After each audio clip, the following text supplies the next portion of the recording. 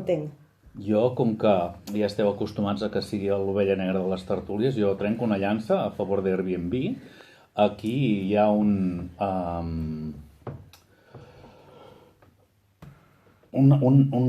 errada gran a la nota de premsa i a la manera de comunicar-ho, que és que diuen que puja un 40%, o sigui, parla de nombres relatius, però no porta nombres absoluts. És a dir, que Això és un error molt gran. Sí, és a dir, que ha passat d'un número pírric a un número pírric incrementat un 40%.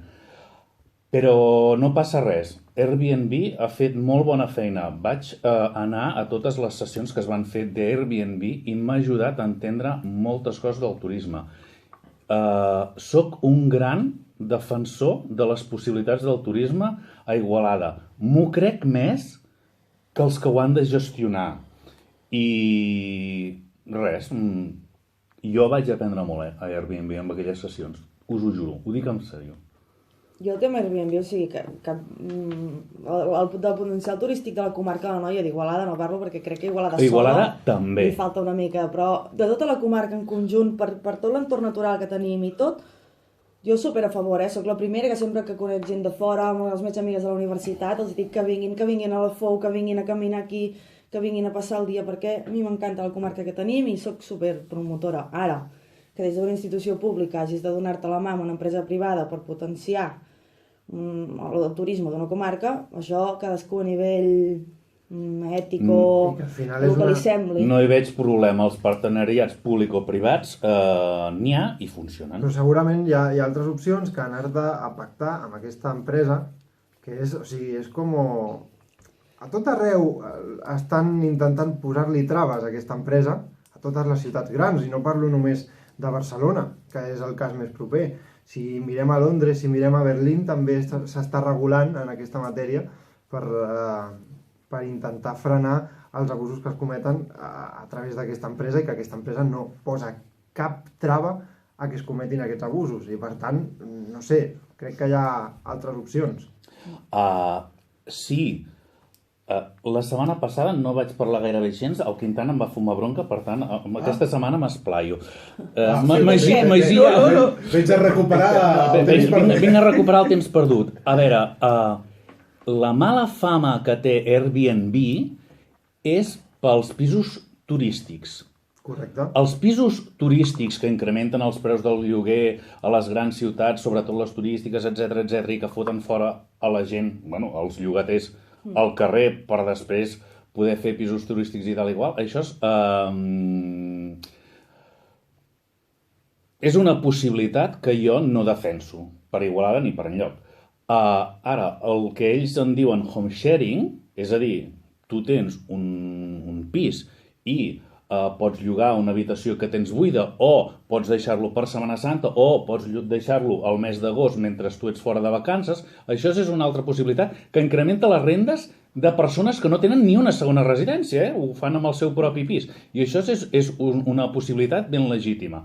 I el dels pisos turístics, això està regulat per la Generalitat, però és l'Ajuntament qui dona el permís per si es pot fer un pis turístic o si no. Per tant, si algun dia creix el turisme a Igualada i hi ha pisos turístics, cosa que no crec que arribi, si el problema és d'algú, si el problema és que algú ha fet la feina mal feta, serà l'Ajuntament.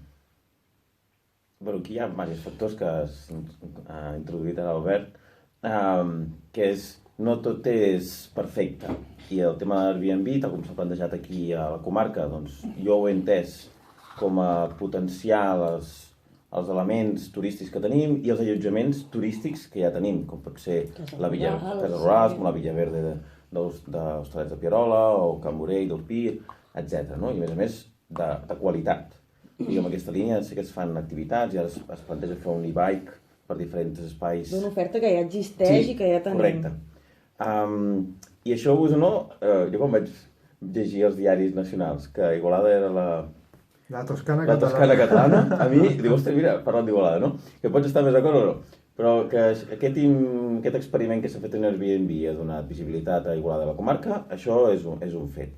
El que sí que s'ha de vigilar és com s'instauren aquests models turístics o És que aquí està el tema. d'allotjaments perquè es fa un abús. Jo entenc perfectament que si jo tinc 70 anys i visc sol a casa i tinc 2 habitacions lliures i vull compartir el meu habitatge amb persones que potser passen per aquí una setmana, un cap de setmana, un mes, etc., ho trobo correcte. El problema és que hi ha hagut un abús i la gent va començar fent això i ha acabat comprant pisos sencers a tot arreu i a posar Airbnb a saco, no? I el truc fa pujar el preu del lloguer a la resta però al seu sí, ho voltant. ha incorporat l'Albert. Sí. O inclús si et queixes... Però és que jo això no ho defenso, eh? No, però si et queixes dels Airbnb, fa 2 setmanes els van hostiar en un pis turístic perquè els veïns es van queixar. Que problemes n'hi ha de convivència, perquè no està pensat un bloc de pisos, un bloc d'habitatges a dins de la ciutat perquè hi hagi turístiques, perquè sí. Per això algú ha d'obrir l'Hotel Ciutat d'Igualada, que són 3,5 milions, que està idealista, que si algú vol comprar i tal, o s'estan obrint hotels nous a dins de la ciutat, que també, més petits, però que tal. Per quan es ven? 3,5 milions. Puja, eh? Bueno, Super rentable, recupera la inversió en sí, 2 dies. tens bones pistes, tens tot el que vulguis. I una cosa que potser m'estic allargant una mica, però més amb això, les comunitats de veïns d'Escala s'estan organitzant per modificar els estatuts per deixar molt clar que en cap cas ningú podrà fer ús turístic dels habitatges d'aquell bloc de pisos. I això s'estan posant les piles comunitats d'Igualada des de fa uns mesos. Jo no sé quines possibilitats legals tenen les comunitats de veïns, però bueno... Bloquegen, amb els estatuts. No entraré en aquest... El desconec, vull dir... La llei de propietat horitzontal. Zero patatero, no hi entenc gens. Ara bé, durant això de l'Airbnb es va produir, mig any abans de la campanya electoral, fins i tot hi va haver partits polítics que amb molta gràcia en van fer mofa, amb esquetxos i tal. Mai es va dir que Igualada fos la Toscana catalana. Mai. Es va dir que la noia era la Toscana catalana. I qui ho va dir ha rebut un premi internacional. Llavors, mentre uns en feien mofa, els altres feien feina. És que hi ha gent que treballa molt bé a la comarca. Els dos exemples que he dit, de Camp Morell i de Villaverde, és espectacular. Ara no recordo el nom, però és un allotjament turístic de la Torre La Torre Claramunt, que ha guanyat un premi aquesta setmana. Aquesta setmana ha sortit la notícia. El Resort, sí, espectacular, eh? Bueno, doncs aquells van ser els que van dir que la noia era la Toscana catalana. La seva part de la noia. Mira si se'n va... No, jo això també els hi vaig dir. No, a veure, aquí també hi va haver un error. Al meu entendre, i jo els hi vaig comentar. Hi va haver un il·luminat que va dir que la noia era la Toscana catalana. Que està molt bé, que la seva part de la noia potser s'hi pot assemblar una mica. Exacte. Ara, fer de la part un tot i que Airbnb em faci l'eslògan, dic, home, aquí us heu passat de frenada. Però bueno, està bé. L'impacte es va fer, sí. Sí, però l'impacte se li va girar en contra en el sentit que se'n van burlar